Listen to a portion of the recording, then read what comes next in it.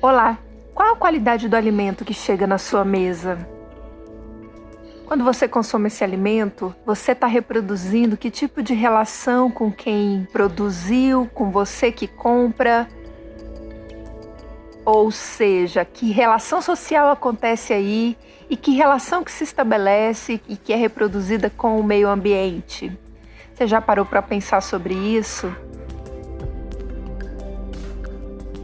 Que modos de produção existem no campo e na cidade para que esse alimento chegue até você? O projeto Vozes de Gaia quer ouvir mulheres que se relacionam, produzem, comercializam e pensam, pesquisam sobre o alimento que chega até nós. São cosmovisões sobre a agroecologia, a agrofloresta, numa perspectiva da inclusão e da saúde, feita por mulheres que se relacionam com a terra, seja produzindo, seja pensando-a de uma maneira solidária e harmônica.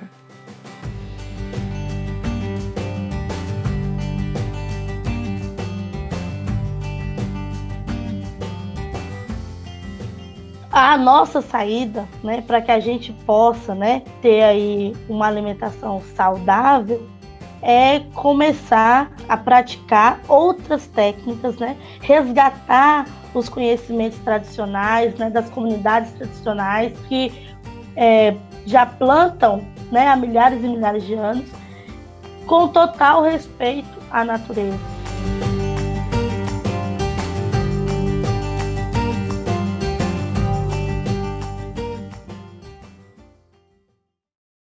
Nós estamos na época de manga, época de mosca, aí você não se preocupe se eu ficar fazendo assim, não. É porque às vezes elas vêm assim, eu tô com um negocinho aqui, mas elas não me abandonam. É Faz normal. parte do campo, né, Beth? Faz parte do campo, exatamente. Senão Isso. você vai falar, por que essa menina tá toda hora aí fazendo assim? Olá, a gente está aqui com a Elizabeth Cerqueira, que eu vou chamar de Beth a partir de agora. A Beth, ela é educadora popular, feminista, é também graduada em Comunicação Social, Publicidade e Propaganda, compõe a coordenação nacional do MST pelo setor de educação, atuando na coordenação da campanha pelo direito à literatura nas escolas do campo.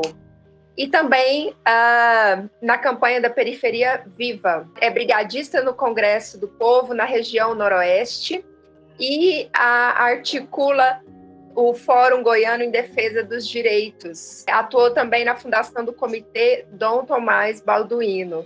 Beth, conta pra gente sobre a qualidade do alimento que chega à nossa mesa e se chega, né?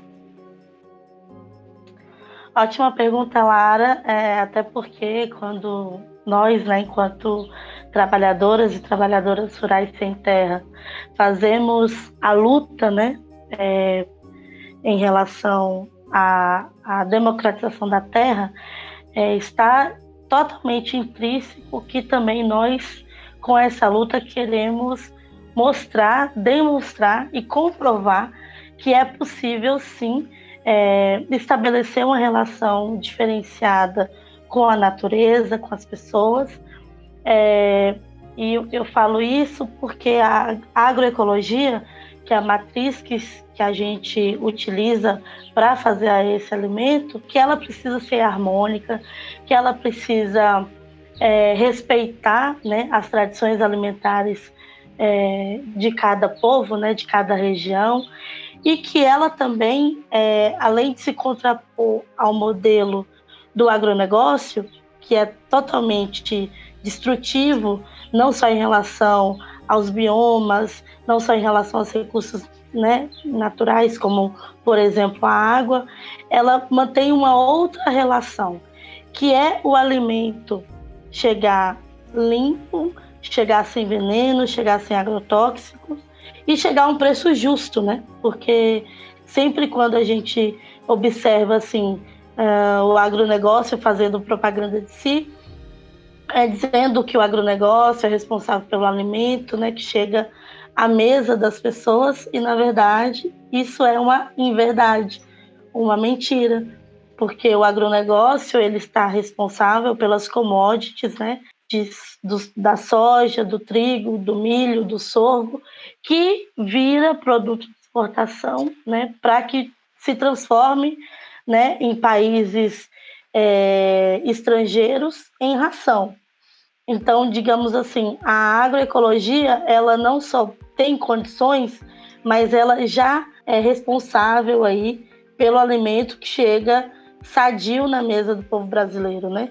E, infelizmente, as políticas públicas no país, ela não beneficia o pequeno, entre aspas, né?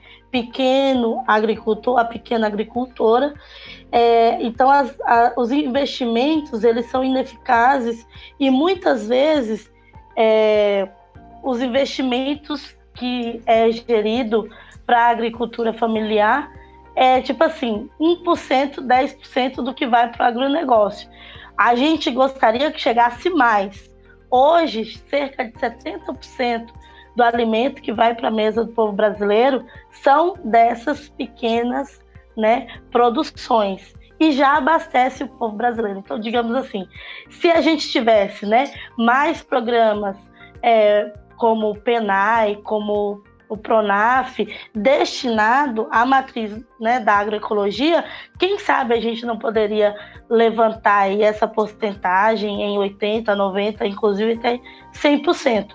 As técnicas agroecológicas, ela é de muito respeito à natureza, né? A gente precisa manter uma outra relação que não é a relação que o agronegócio faz, né? Safra, entre safra, leva inclusive o solo a um desgaste tão grande que é sempre visto, né? Assim, um aumento das expansões agrícolas, né? Diferente, por exemplo, da agroecologia, que tem o tempo do plantar, o tempo do colher, o tempo, né, da terra dar aquela descansada, o tempo também que a gente possa estar incrementando o solo, né, fazendo que o solo também precise respirar, precise ter o seu tempo, né? Não é uma relação mercadológica, né, tal qual é o agronegócio. E mesmo assim, a gente ainda faz com que o alimento chegue na mesa do povo brasileiro.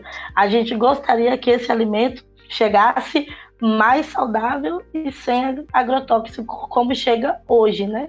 Mas é um caminho que eu acredito que os movimentos sociais e populares do campo estão fazendo e que, a meu ver, e a gente pode demonstrar que está no caminho certo, né? Por exemplo, o MST hoje no país é o principal agroexportador de arroz orgânico na América Latina e Caribe. Então, isso demonstra que é possível, sim, grandes plantações, grandes colheitas, né, numa perspectiva diferente, que é essa perspectiva que vem aí se contrapor em relação ao uso do agrotóxico, ao uso de fitossanitário, como dizem, né, os produtores aí de agronegócio. Então, assim, falar de alimentação saudável, falar da responsabilidade de chegar esse alimento saudável na mesa de quem vai comer, de quem vai ingerir na mesa do consumidor, é também dizer que precisamos não só de ter acesso à terra,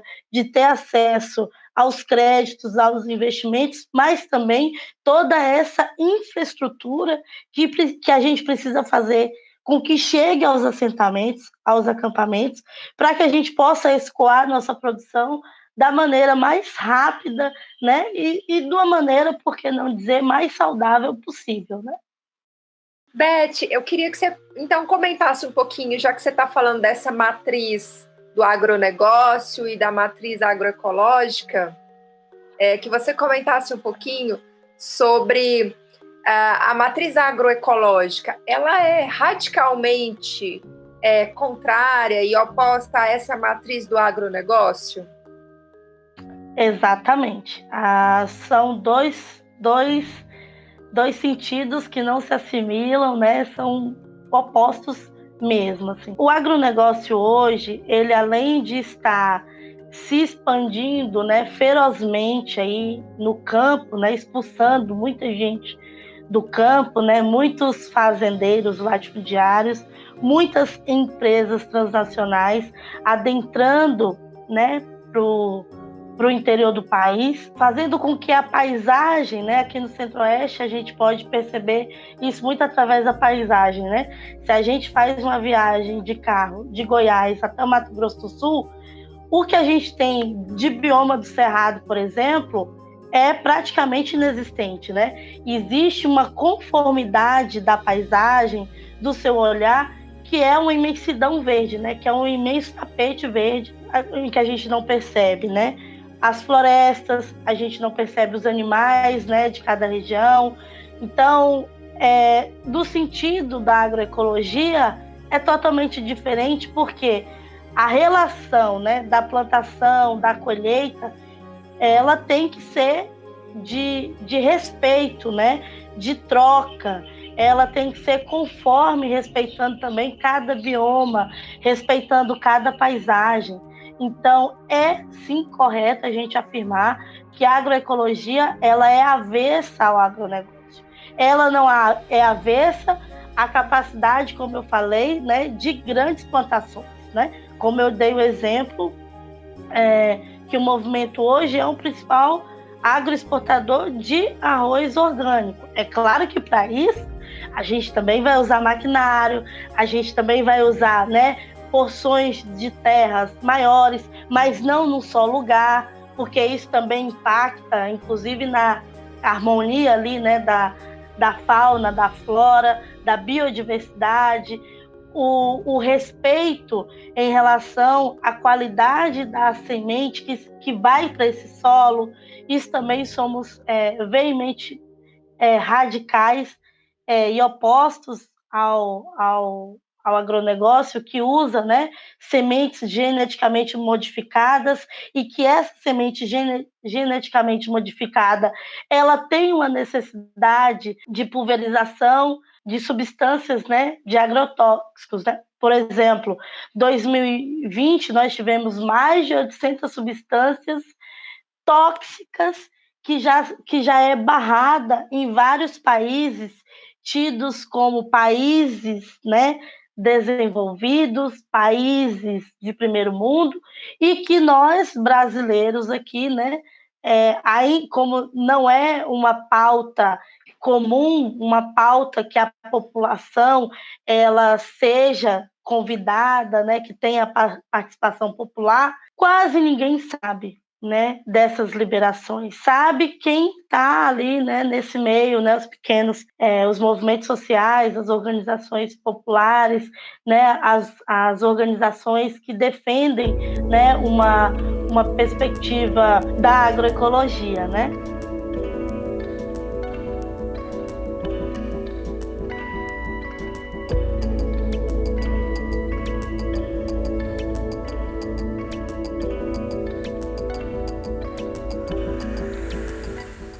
Então, a gente, assim, tem uma população, né? Cada pessoa, cada brasileiro hoje ingere 8 litros de agrotóxicos por ano. Hoje, a população brasileira, em vários estados do país, teve um crescente índice de morte por câncer. Ou hoje, cada dia no país tem uma descoberta de um novo câncer, né? Em que a gente não tem condições de fazer uma relação direta, né? Se a gente engole, né, 8 litros de agrotóxico por ano, da onde que vem isso, né? Vem dessa alimentação, mas como é que está sendo plantada essa alimentação? Como é que chega? Que semente é que usa? Usa essa semente transgênica e depois tem que dar o combate com veneno por causa das pragas. E aí a gente não faz essa desconstrução do pensamento, né, para chegar nisso. Então, assim, a nossa saída, né, para que a gente possa, né, ter aí uma alimentação saudável, é apostar, né, é começar a praticar outras técnicas, né, resgatar os conhecimentos tradicionais, né, das comunidades tradicionais, que fazem plantações, fazem plantios, que já plantam né, há milhares e milhares de anos, com total respeito à natureza, né? Fazendo aquilo que a gente, no tempo de colheita que a gente faz, né? Que não é só debulhar o milho, né? Debulhar o trigo, mas também fazer aquela seleção tradicional das sementes que tem mais condições, né? De virar novamente planta, né? De virar uma planta saudável e que a gente não precisa toda hora estar recorrendo a veneno, né? Recorrendo a agronegócio para fazer com que o alimento tenha aí chegar à nossa mesa, né? Com certeza, Beth. Eu queria retomar só mais uma questão com você, pelo menos aqui, enfim, me vem agora à mente essa ideia de que você comentou da importância, por exemplo, do maquinário no campo, especialmente dentro dessas pequenas propriedades. Como é que é essa relação em relação à pequena propriedade e o maquinário? Quando a gente fala sobre reforma agrária, né? Na verdade, aqui no país a gente não tem reforma agrária, não fizemos reforma agrária. O modo como hoje se assentam famílias é uma distribuição de terra. Quando a gente fala que a gente luta, né? Lutar, construir reforma agrária popular, queremos dizer que, além do acesso à terra, nós precisamos também rechear essa terra. É como a gente falar assim: quero comer feijoada e você me servir só um prato de feijão preto. Uai, mas aqui não é feijoada. Tá faltando o quê? Tá faltando a orelha, tá faltando o pé, tá faltando um tocinho, tá faltando um louro, tá faltando a pimentinha. Então, quando a gente diz hoje que não há reforma agrária, que há uma mera e simples distribuição de terra, é porque não se tem uma preocupação em assentar essas famílias e dar a elas dignidade, né? O que eu estou dizendo de dignidade? Os direitos básicos, dar o acesso à terra, né?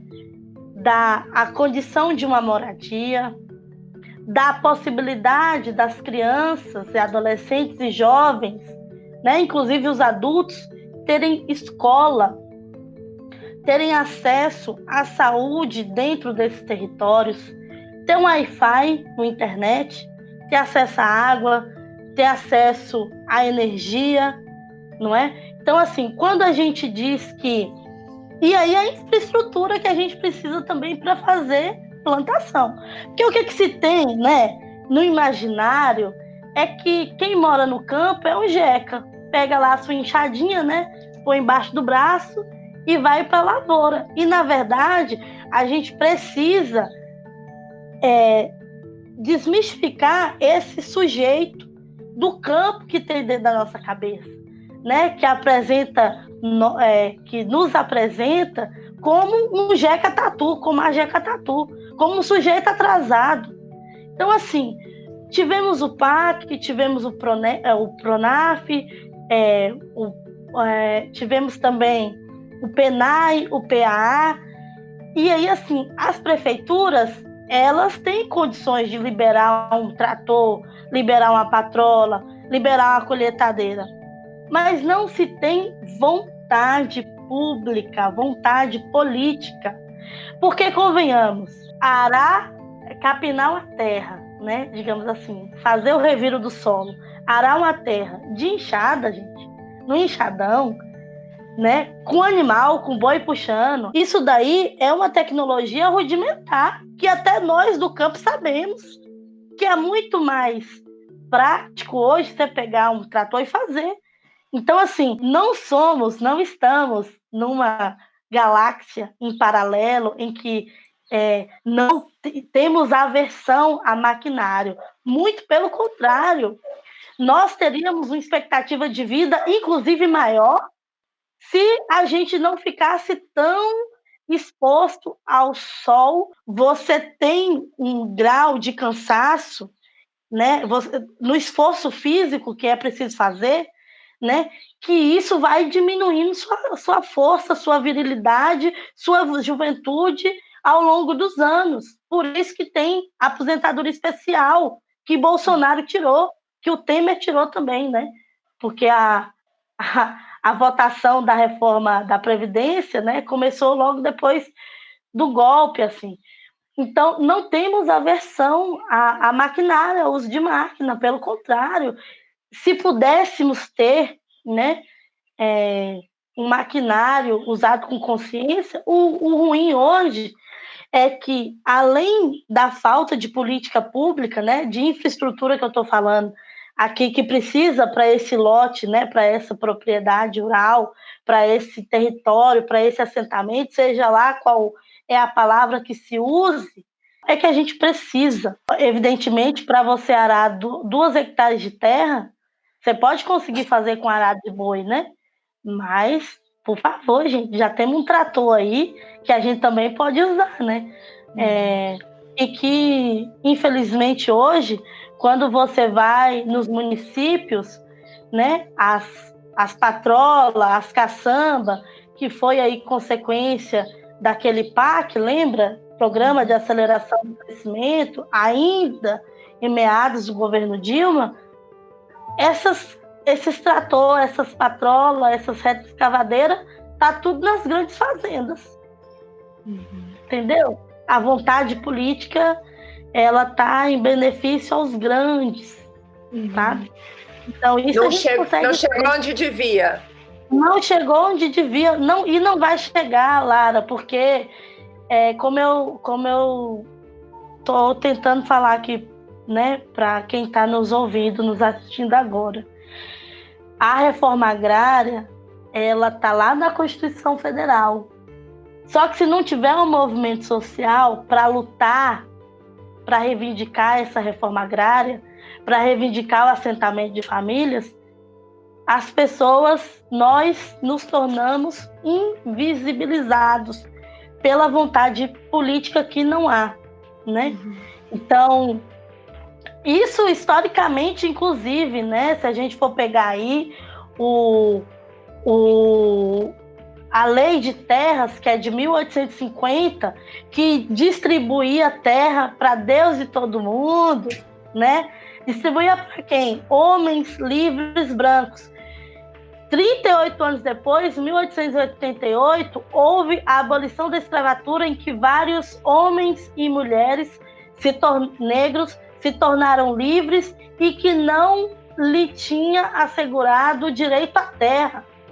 Né? A história do Brasil é de escravizar por mais de 300 anos, né? Homens negros e mulheres negras, tornando-os escravos, e que não houve nenhuma política pública indenizatória desses homens e dessas mulheres, nem o acesso à terra. Né? Então, assim, é necessário nós estudarmos mais, nós nos informarmos e nos formarmos mais, para que a gente possa ter direito a ter direito. Então, quando não é só o maquinário, é a escola, é a saúde.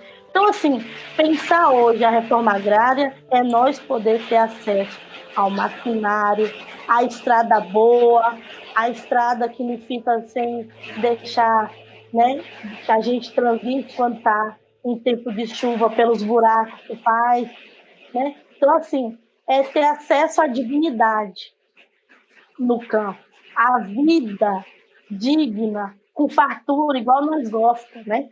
E eu aposto com você, Lara, o dia que você vier aqui na casa da minha mãe, ou o dia que você for em qualquer casa, em qualquer acampada e assentado da reforma agrária, aí no estado de Goiás, você vai ver que é fartura. E essa fartura, ela precisa também ser acompanhada da fartura nos nossos outros direitos, né?